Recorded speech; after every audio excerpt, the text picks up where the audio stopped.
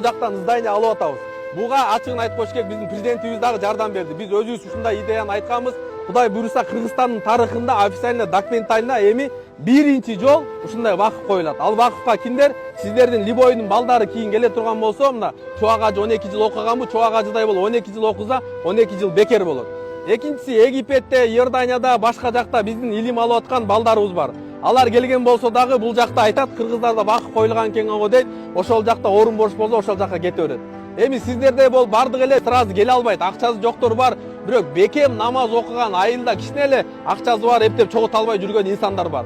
Эми алар билет эле ала турган болсо, виза ала турган болсо, бул жакта бекер гостиница болот. Телефонго, колл центрге чалат, СМСке жазат.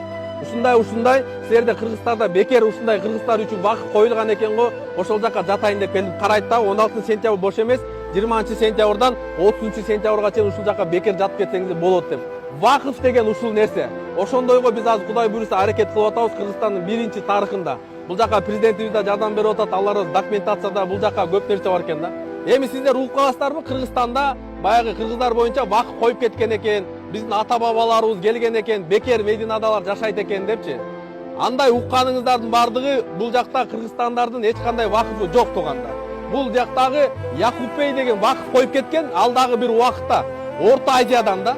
Булар эми биз мурун немеде Орто Азияда биз Фергана тиги Кокон хандыгы тиякпак деген болгон. Кокон хандыгына караганга байланыштуу бул жакта кагазга жазганда мага өз көзүм менен көрдүм да. 159 жыл болуптур ошол вакыф. Бул жазганда айткан Орто Азиядан келгендерге деген. Биздики документально эчтеке жок да. Бул Каримовдун убагында бу жака келгенге кичине проблема болгон, өзбектер места бош болгон, ошонун ордуна биздин кыргыздар бекер жат турган.